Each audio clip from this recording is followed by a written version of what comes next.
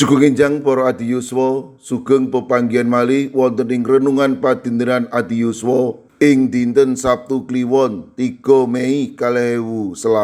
Sumangga dinten punika kita nampeni jejer miyandelaken Gusti, miyandelaken Gusti. Para adiyuswa, minangka tiyang pitados, kita ngakeni menawi Gusti tansah nyarengi kita. Nanging menapa kita tansah miyandelaken Gusti ing sedaya tata gesang kita, ing kanyantening gesang kita tansah ngener miyandelaken kegiatan kita piyambak lan sesami. Menapa malih menawi sedayanipun lancar Gusti dipun singkiraken malah kepara kasupekaken. Nanging nalika katempuh ing perkawis utawi margi ingkang mandheg, nembe emut kalian Gusti lan nyuwun pitulungan. Saul minangka ratu ingkang binerkahan dening Gusti, emanipun Saul boten ngaturi Gusti nalika perang. Saul namung miyandelaken wadyabalanipun benten kalian Yonatan putranipun Saul. Yonatan tetep mitadosi Gusti nalika sang ratu Saul egois, umuk lan boten mailu kalian Gusti. Yonatan ngetingalaken diri minangka tiyang pitados lan miyandelaken Gusti dadi wadyabalanipun.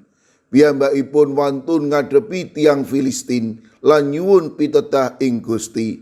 Yonatan namung purun majeng kalian wadyabalanipun menawi Gusti ingkang ngersakaken. Bab punika ketingal ing setunggal Samuel 11 ayat 11b. Amarga yen mangkono Sang Hyuwah wis ngulungake wong-wong iku marang kita, iku pratandani kanggo kita. Para adiyuswa, pitakenan kita sakmangke menapa sakmangke tasih wonten Yonatan lan miyandelaken Gusti ing tata gesangipun. Nulodo Yonatan kapitadosan boten namung ing pangucap kemawon, nanging kedah maujud ing tata gesang padintenan. Sampun ngantos gumunggung, sampun ngantos kuminter, adigang, adigung lan miyandelaken diri. Rumaos saged tanpa sinarengan Gusti, imut tanpa sinarengan Gusti, pambudidaya kita ngloho. Amin. Sumangga kita ndedonga. Matur nuwun Gusti, dinten punika paduka pareng pepimut amri kawula tansah miyandelaken paduka ing sadengah kawontenan. Kawula pasrahaken para adiyuswa dalasan anak putu kawula ing pundiya papan, monggo paduka ingkang berek matemah ing sadengah kawontenan ugi tansah miyandelaken paduka matemah kawula para adiyuswa anak putu kawula tansah binerkahan tining paduka. Kawula pasrahaken Bapak Joko Rinanto wilayah gangsal GKJ Magelang ingkang sampun operasi ingkang kaping kalih kawula pitados menawi paduka ugi ingkang badhe ngreksa lan paring pitulung matemah lumantar operasi menika kaangkah sedaya sesakit ingkang wonten saged katundung inggih awis saking pitulunganipun paduka. Sawetawis sedherek kawula ingkang sampun wonten ing pemulihan, kawula pasrahaken Bapak Triaji, Bapak Sugianto lan lari kawula Reno, putranipun Bapak Pendeta Sucahyono Kenalan. Kawula pasrahaken sawetawis warga GKJ pamong utama ingkang wonten ing pemulihan, Bapak Margono, Bapak Samuel Tujono. Kawula pasrahaken Bapak Agus Budi Pranowo ing Kalinegoro, Bapak Amung Pracoyo ing wilayah Sekawan, Ibu Titik Marioto wonten ing wilayah Pitu, mekaten ugi Ibu Lis Martono wilayah kalih. Kawula pasrahaken Yuli Luther Harifa ingkang dumugi wekdal sakmangke nandhang sakit ing bab paningal. Kawontenipun sedherek kawula ing GKJ Bono, Ibu Sapar, Ibu Priyati, Ibu Sih Mirah. Kawula ugi masrahaken Ibu Tati ing GKJ Ngablak. Kawula pasrahaken Bapak Matius Suwito warga GKJ Immanuel Solo.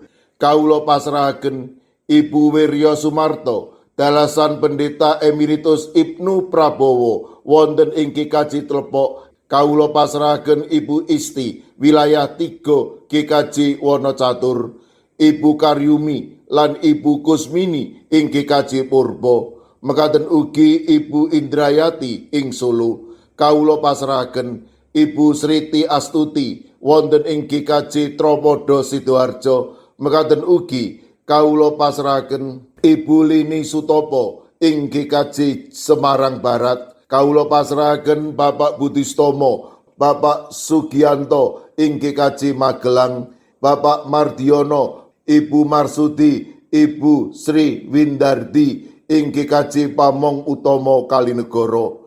Kawula pasrahaken Bapak Yohanes Mudadi ing GKJ Tuban. Kawula pasrahaken Ibu Nani Cahyono, Bapak Karyo, Bapak Ibu Toyo, Ibu Ngatini ing GIDJ Trangkil. Ing GKJ Immanuel Sulu kawula pasrahaken Ibu Tugiani Sunarto lan Ibu Tati. Kawula pasrahaken Ibu Lasiem Blok 6 ing GKJ Gondang Winangun. Ing GKJ Wonosobo kawula pasrahaken Bapak Lazarus Samijan, Bapak Yusuf Sunaryo, Ibu Endang Sarjono, Ibu Rodiah Sumarti.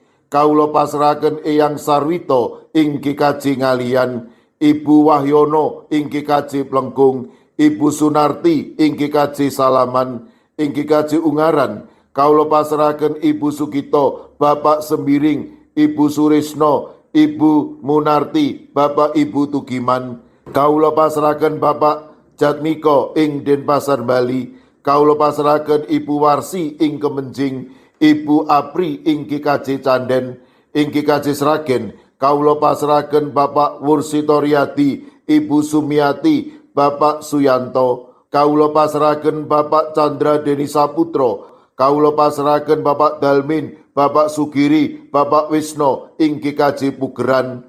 Mekaten ugi kawula pasrahaken Ibu Warsini dalasan putranipun Yohanes Haryati ing Watu Sigar. Ing GKJ Mijen kawula pasrahaken Bapak Budiono Arung Puji, Ibu Elizabeth Indarwati, Bapak Tri Kartono, Bapak Waryono lan Bapak Moses Taji.